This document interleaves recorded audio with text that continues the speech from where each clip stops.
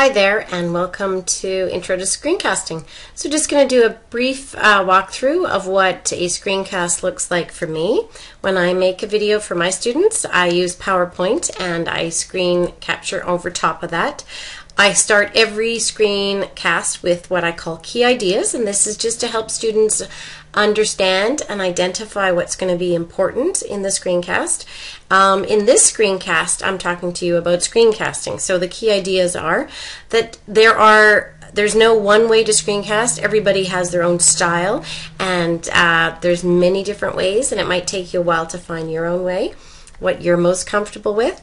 It is, if you like geeking out, if you like technology, making videos can be lots of fun, and the editing after the making the video can be lots of fun. When I started, what motivated me the most, I wanted to get connected to my students. I felt that I wasn't connecting to them the way I used to, and that's what really spurred me on. That's why I really wanted the skills, and so that was my motivation. I teach biology, so vocabulary for ESL students, weak students, can be a struggle. So I always put a slide and identify the keywords that are going to be important, again, trying to help students identify what's going to be important.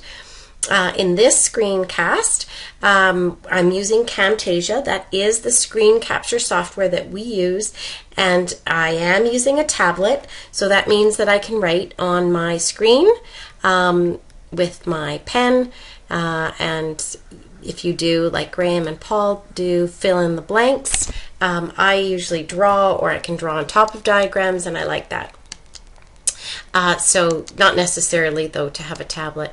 So big part of screencasting, I think, is extending the relationships that you have with students inside the classroom and taking that and extending it out, so that when I make the explanation for them, students know that I'm still their teacher. I still want to explain things to them, and I really like that. I want them to know that it's important for me to be their teacher and still explain and talk about biology.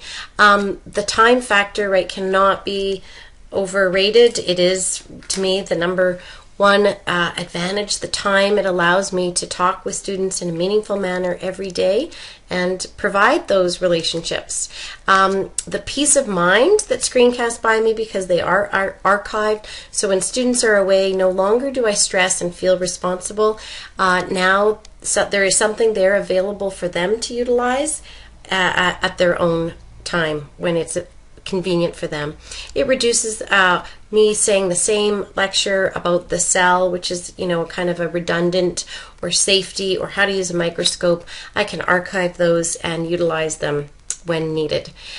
We all know I use YouTube on a regular basis to learn new things, and this generation coming up has grown up this way, and so they're very comfortable with video. Topics that are good to screencast, to translate well when you're starting. Really heavy content like biology, when it's low level, lots of knowledge like the cell and what are the parts of the cell. This is an easy topic to screencast, because all I'm really doing is helping kids to become familiar with some very basic labeling and structures. And so this is an easy topic to start with when you're getting going. When I started, I really wanted to focus on what the key ideas were, so I spent a lot of time thinking before making the screencast what was really important, so I don't get to every single detail. I'm not saying a 40-minute lecture on my screencast. I've condensed it down to what really matters, and then in class I get to those extra extension details, and I have time for that. So there's lots of options for things that you might consider when you start screencasting, what would work for you, but routines are great things to try. So I set an outline before I start my screencast. I probably jot it out on a piece of paper, and then I build my PowerPoint. I go and I find the images, and I go through and I edit it. I always try to stick to within about 10 minutes, and I'm still using PowerPoint. That's what I was using before. I don't use the same PowerPoints as I did. I built new ones, but same program. I use a timer just so I'm aware of the time. I'm using a USB mic called a Samsung Go mic. It costs about $60. I am using a tablet, but again, it's not necessary. But what is necessary, you need some kind of software to capture your screen. So in your situation, you're a little more limited. We use YouTube, and we both have YouTube channels. Paul does as well. Sorry, Paul. And another option is Screencast. Two other options that I know of, if YouTube is blocked, is SchoolTube and TeacherTube. So some challenges. That commitment the first time through is going to cost you some time, and that's going to be a little bit painful.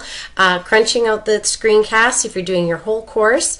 So maybe the first time through you're only going to do a unit, or maybe for each unit you want to do one lesson and see how much time it takes you.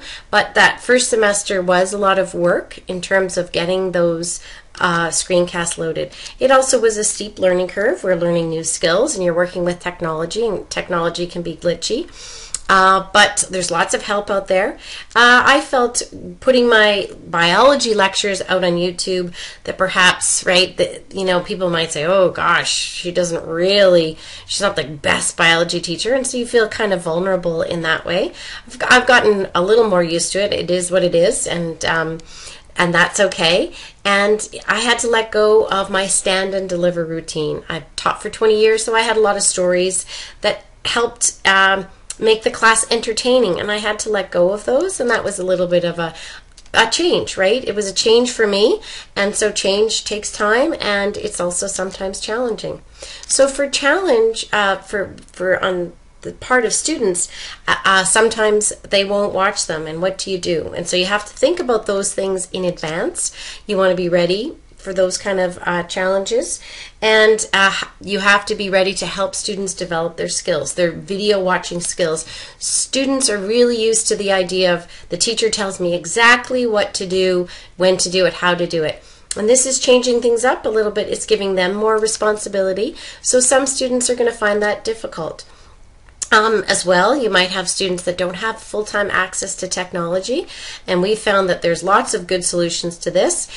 So it can be a challenge, but there are definitely solutions.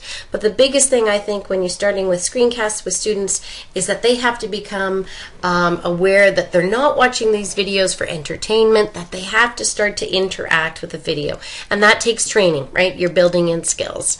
So celebration, once the videos are made, so after you put in that time, oh, you get your energy back in terms of energy in the classroom, because now I have that energy, I can repurpose it. It's not devoted to covering the curriculum anymore, so it really reduces my stress and student stress inside and outside of the class.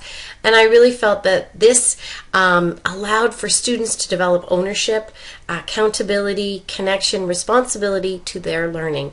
And these are skills that I really never had the opportunity to offer students, and I felt that this was much more satisfying. In terms of, sometimes you're going to have to decide, is it time or perfection? Is that going to be my master? And most times it's going to be time. I'm crunched for time, so I'm going to have to sacrifice a bit of perfection depending on your level of again, your time and what you want your outcome to be. And students do take time to get used to it, just as you do, but it will become the norm. And we found over time, as they got better at it, we could use our class time much more efficiently. We gave students what we call flex time, and they could watch most of their videos during their class time, so they had less homework, most of them said. So now I'm just going to give you some time today, about 15-20 minutes, to try to think up a topic, to make an outline, and to consider what format you think would work best for you. Hope that helped.